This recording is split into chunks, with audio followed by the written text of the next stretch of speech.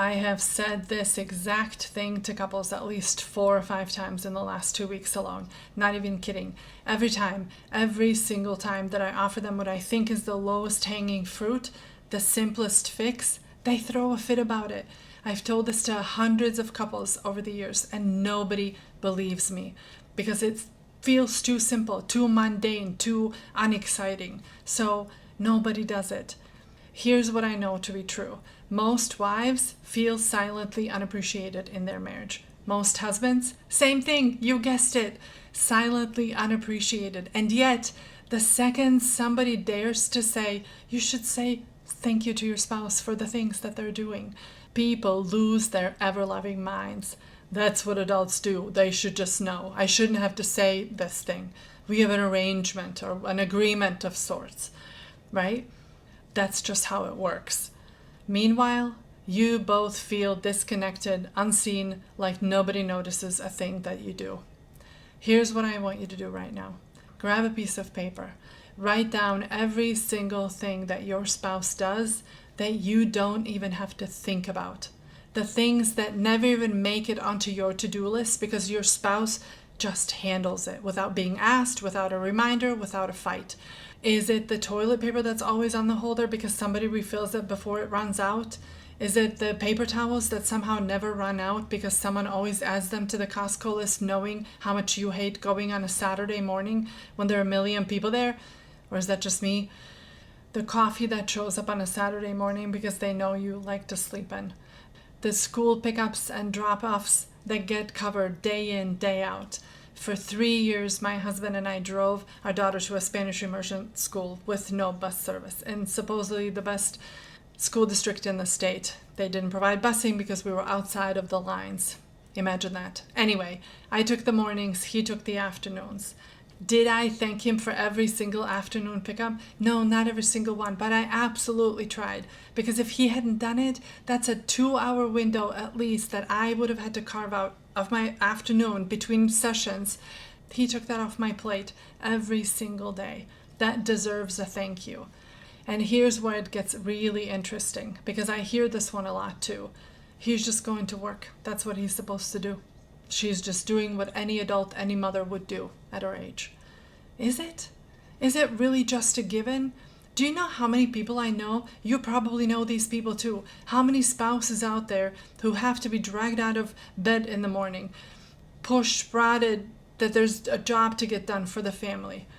I have never once had to do that with my husband. Not once in 20 years. He gets up, he shows up, he provides, he handles bills that I've never even seen because he puts them on autopilot before I ever even have to think about them. He mows the lawn. And listen, I think I've mowed the lawn maybe twice in 20 years of our marriage. So if he stops, someone's calling the city on us within a month. Is that just what adults do? Sure. Technically, yes. But here's the reality. Not everyone is doing it.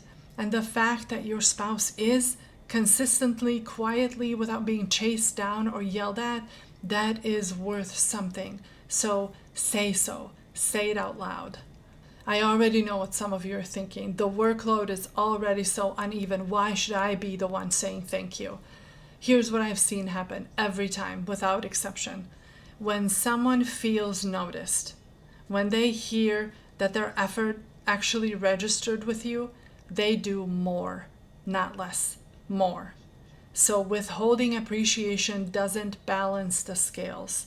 It just makes your list longer when they stop doing the thing that nobody was noticing anyway. Tell me the benefit of that. I'll wait. Still waiting. You know what's wild?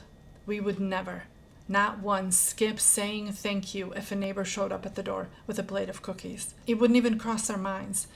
But the person who makes your coffee, mows the lawn, cleans the kitchen, signs the school forms, noticing that you're running low on eggs, that person gets nothing. Because that's what they signed up for. And the second they stop, oh, we notice fast. And we get loud about it. Am I right or am I right? So why? Why on earth are we stingier with appreciation with the person we chose than we are with literal strangers on the street? Here's what also gets me.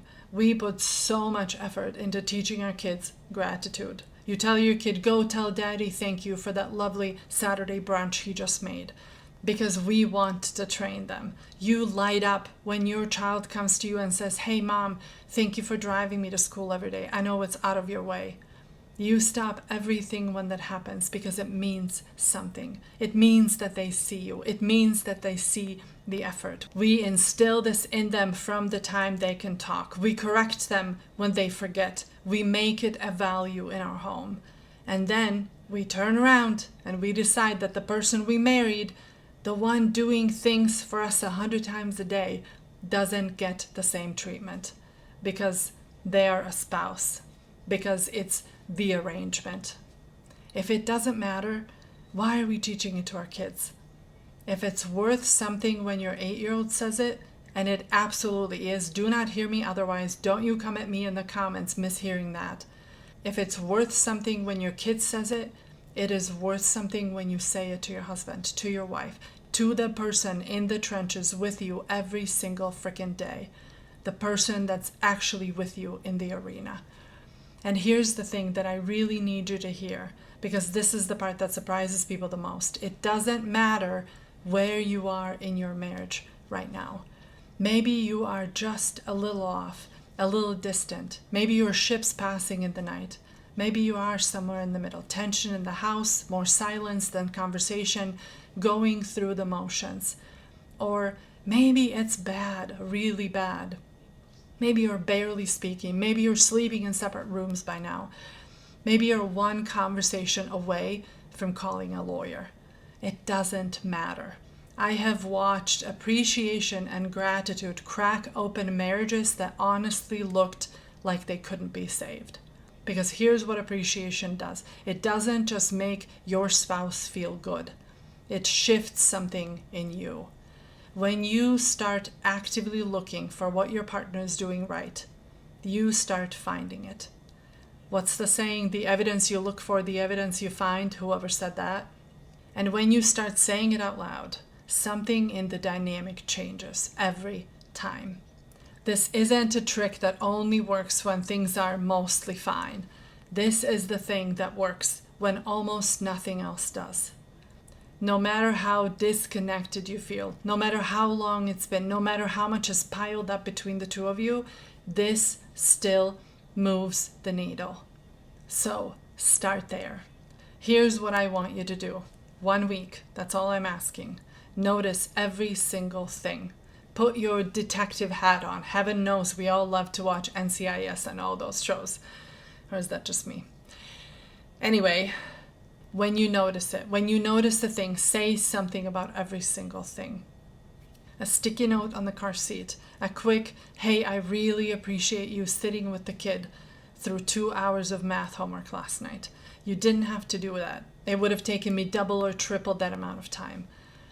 A thank you for the pickles that were actually in the fridge when you needed to use them for tuna salad. 1 week, 7 days. Then come back and tell me nothing changed. I dare you. Because, listen, in 14 years of me doing this, I have yet to meet a couple, not one, who walked into my office not feeling unseen or underappreciated. And I have yet to see gratitude fail to move the needle.